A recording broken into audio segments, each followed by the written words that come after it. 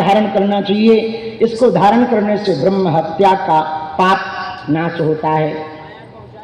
7 मुख वाला रुद्राक्ष अनंग नाम वाले है, महाभाग्यशाली कामदेव का रूप है।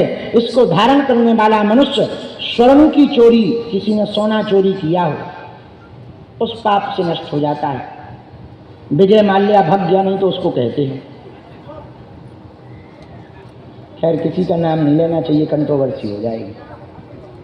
तो 7 मुखी रुद्राक्ष स्वर्ण की चोरी वाले जातक को दोबारा चोरी ना करने का प्रण ले तो 7 मुखी रुद्राक्ष धारण करे तो उस पाप से वह निवृत्त हो जाता है। 8 मुख वाला रुद्राक्ष साक्षात विनायक देव हैं। इसके धारण करने से अन्न, वस्त्र तथा स्वर्ण आदि की विपुल मात्रा में प्राप्ति होती है। स्वर्ण, कपड़ा बहुत मात्रा में प्राप्त होते हैं। ये 8 मुख वाले का फल है। 8 मुख वाले रुद्राक्ष के बारे में तो अन्नकूटम, तूलकूटम, स्वर्णकूटम तथैव च।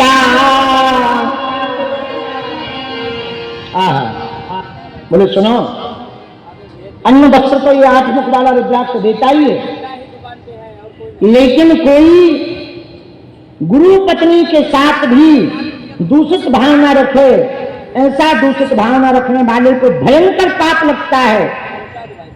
लेकिन वो लौट करके ना करे, प्रायश्चित करे, क्षमा मांग ले, भूल से ऐसा कुछ हो, मन में कोई विचार आ जावे तो 8 मुखी वाले रुद्राक्ष को धारण कर लेना चाहिए। उसकी सभी विघ्न बाधाएं दूर हो जाती हैं। 9 मुख वाला रुद्राक्ष भैरव स्वरूप है, ये तुमको धारण करना चाहिए। अजय 9 मुख वाला, हम नहीं कह रहे, 9 वक्त्रो भैरवस्तु धारे वाम बाहु के, वाम बाहु। 9 मुख वाला रुद्राक्ष भैरव का स्वरूप है। कोई भैरव की उपासना करता हो उसे अपनी बाईं भुजा में धारण करना चाहिए।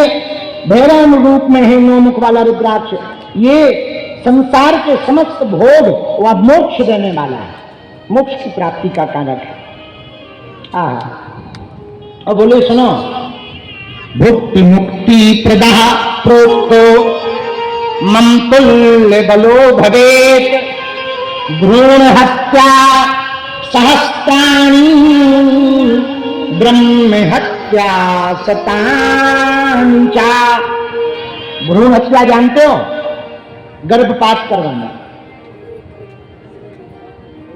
अब आजकल तो ये आम बात हो गई, गर्भपात। इतना ताप बढ़ रहा पृथ्वी पर, लोग कह रहे हैं बताओ नवरात्रि में जल बरस रहा, बरसे ना, ये कुशल मनाओ, जल बरस रहा, आग ही बरसनी चाहिए, ऐसे कर्म है तुम्हारे। आग ही बरसनी चाहिए, ऐसे कर्म है मनुष्यों के।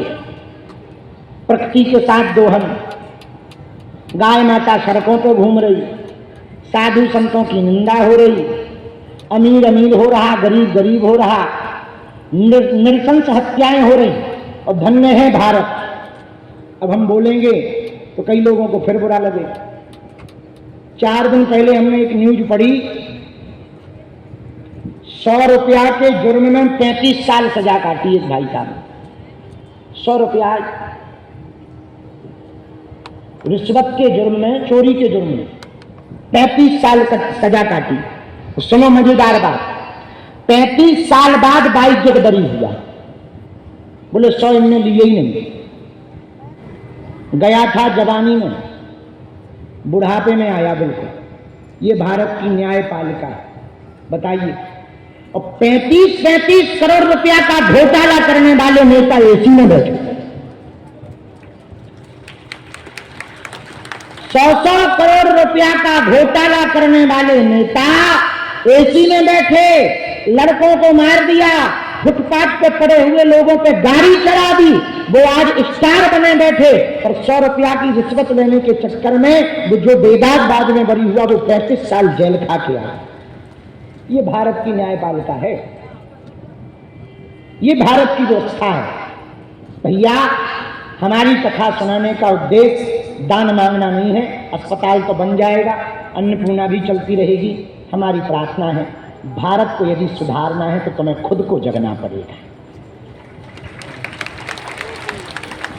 आप ही हो जो भारत को सुधार सकते हो।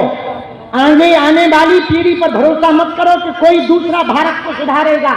हमारी प्रार्थना है, आज जितने हमारी कथा सुन रहे, संस्कार को चल रहा है, लाइव चल रहा है, अच्छा लाइव जो सुन रहे सुनो, आज ही प्रण ले लो कि पृथ्वी पलट जाए पर हम अपने आप को बदल कर रहेंगे, अपने देश को बदल करके रहेंगे। भारत को बदलना है तो भारत को पुनः गुरुकुलम पद्धति की ओर लौटना पड़ेगा। भारत को बदलना है तो हिंदुओं को एक होना पड़ेगा। अभी एक विवाद चल रहा है, कुछ जगह आई लव महादेव, कुछ लोगों ने कहा